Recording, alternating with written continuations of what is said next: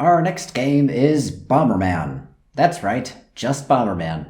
Released in December of 1990, just 4 months after Bomber Boy. Originally on the PC Engine, which in case you don't know is not a PC but a video game console. Hudson's very own, in fact.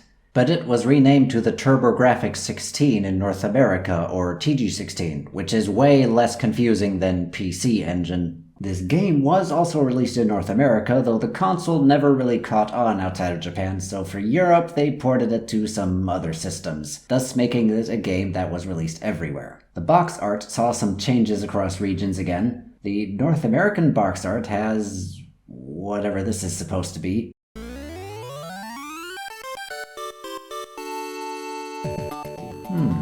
This music sounds a bit off. Something's not right.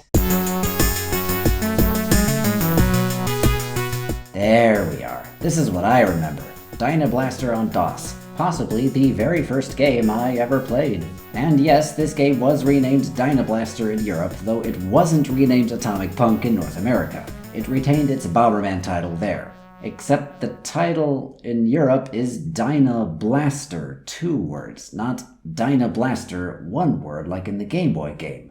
I wonder if this is ever going to cause a problem. Now, before we get into the story, some things to note. Bomberman canon is something that doesn't exist. Except for some times when it feels like it. That explanation makes sense? No? Well, neither does Bomberman canon. They make these games with all kinds of stories that contradict each other all the time, but there are occasions where an element of one game connects it to one of the previous ones. And these elements only start here in this game. So all that stuff about Bomberman becoming Loadrunner or escaping the Underground Empire or looking for treasure while fighting balloons, that's gone. It might get a nod here or there in later games, but for all intents and purposes, the beginning of Bomberman canon, if it exists, most likely starts with this game, Bomberman for TG16. And that means we need to define some terms here. This is Bomberman. That much is clear, but in these games he is just as often referred to as Shirobon, usually translated as White Bomber, White Bomberman, or just White. Especially when there are other bombers involved, such as Black Bomber, who makes his first official appearance as such here, being more than just a dark recoloring like we saw in the last game. Bombermen can refer to the species of robot as a whole, but usually just bomber, plural bombers, is used. As a rule of thumb, if this guy is the only bomber, or if there are only a few rival bombers in a game, he is referred to as Bomberman. If there are a lot of bombers around and he interacts with them more than a little, this is White Bomber. He did get a few other localizations in some games like Cheerful White and even Ivory in one game, but these are exclusive to the English versions of those games. In Japanese, he is usually either Bomberman or Shirobon, Bomberman or White Bomber. With that out of the way, let's talk about our story. It all starts with Dr. Mitsumori, a scientist living hundreds of years in the future. He builds White Bomber, the first prototype Bomberman, and he is programmed to be a justice bot. Afterwards, he builds Black Bomber, but a programming bug makes Black rebel against Mitsumori and kidnap his daughter Lisa, and so it's up to White to defeat Black and rescue his creator's daughter. So the question, who is Bomberman and where did he come from, should be easily answered, right? He's a robot built by Dr. Mitsumori. But of course, this was the North American story. The original Japanese story does say that Mitsumori built Black Bomber, his second robot capable of thought, in a future century. The programming error turns him evil and he kidnaps Lisa. White Bomber is not specified as Mitsumori's first robot capable of thought. It doesn't say if he was built for justice, and in fact White Bomber isn't mentioned in the story at all. I mean, we play as him and he's in the intro, so it stands to reason he is the first robot and he's the hero, but it isn't specifically said. This is the kind of confusion we are dealing with when talking about Bomberman. It's the beginning of the canon and we're just looking at one game here and it's already this confusing. For all intents and purposes, let's just say Mitsumori built him. I'm sure nothing later on in the franchise will cast any doubt onto that. We start the campaign and see Black Bomber kidnapping Lisa from the lab and bringing her to his castle. Ever since then, one thing has been on the fandom's mind. What is up with this green dragon? It never appears again. I mean, Black has a bunch of monsters in his following out of nowhere, and even a castle. That I can take. Every game needs regular grunts and such, but what happened to the dragon? They could have had Black ride it for the final boss fight, or maybe it could have been the second to last boss, but no. The dragon helps Black kidnap Lisa and then never appears again. Not in this game and never again in the entire franchise.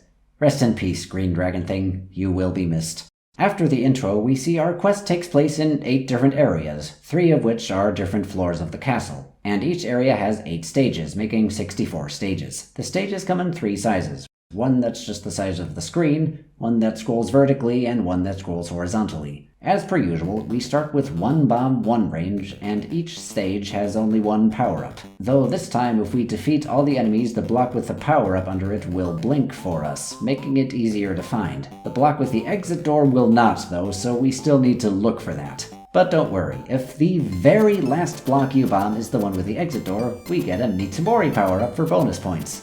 This is significant because we actually get to see his face from the front here. There's also a Lisa power-up for standing on the exit when the time reads 3:33, but there isn't much detail on her face, sadly. This is all we're getting. Our main theme has been extended here. In fact, it's gotten 2 different extensions. There's this one.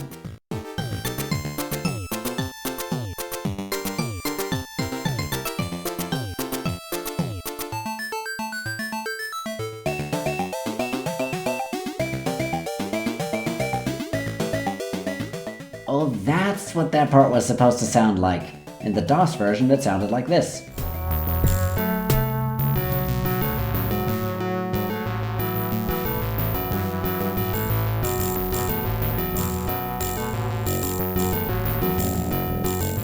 There's also this extension of the main theme.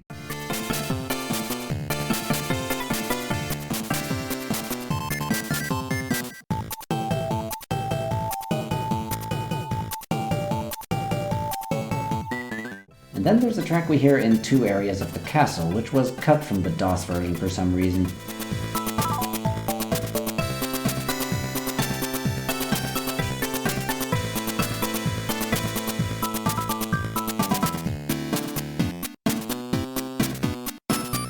And where the DOS version switches between just 2 tracks every stage, the original TG16 version switches between them every area. These changes just baffle me. Also in the DOS version, with the remote control, we can detonate bombs twice.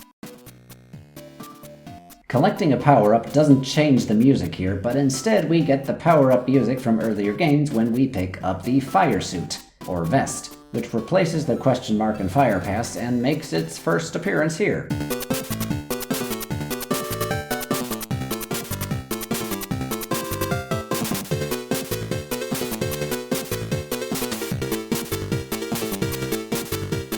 The invincibility music from the NES game is gone. We don't have that music in the DOS version though, nor can we use Rampage here. Also in the DOS version, if we tap the arrow keys, we can stand walk. We get a few new enemies here, but the existing ones have new names in English. Remember Valcom? Well, that's Barom now. Pass is now Parse with a C. I mean, was it too much effort to look up what they were called in English in the NES game? Ah well. I'm sure they'll settle on English names for reoccurring characters eventually. As hinted at earlier, this game has bosses now. One at the end of every area. These range from giant snakes to grape spawners that... Wait a minute, it pulls the grapes around itself in a formation? This thing teleports around? This thing shoots flames? They didn't do any of that in the DOS version. And with bosses we get our very first Bomberman boss music.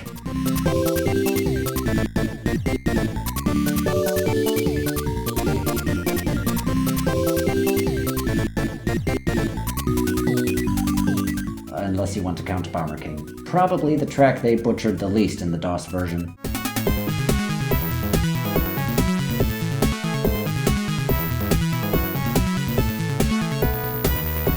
Not much happens throughout the game. There are no bonus stages. We just go through all the levels, beat the bosses until we reach the final stage, and...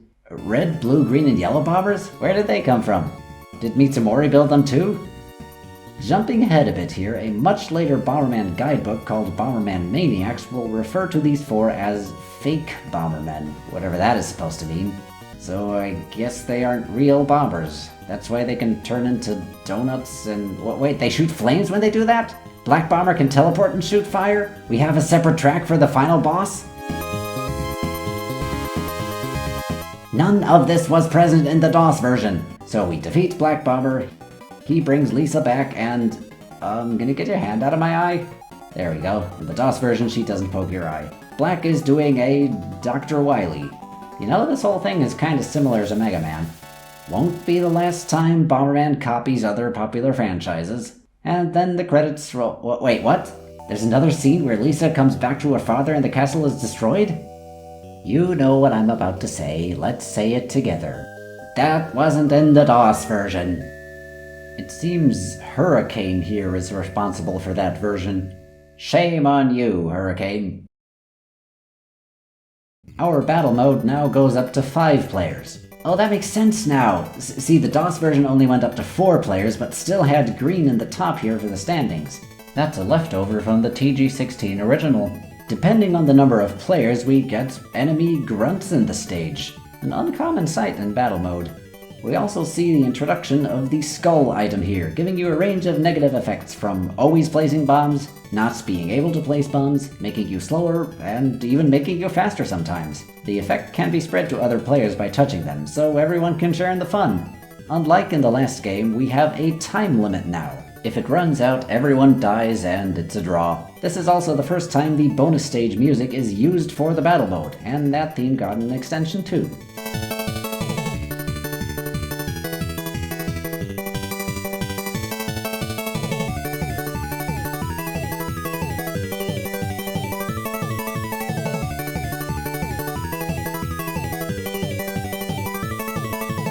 If we get a game over in the campaign, we get a password that we can enter to start from the stage in the game that we died in, and with a secret password we can enter sound test to listen to all the tracks, including a few that didn't appear in the game but will be used in later games.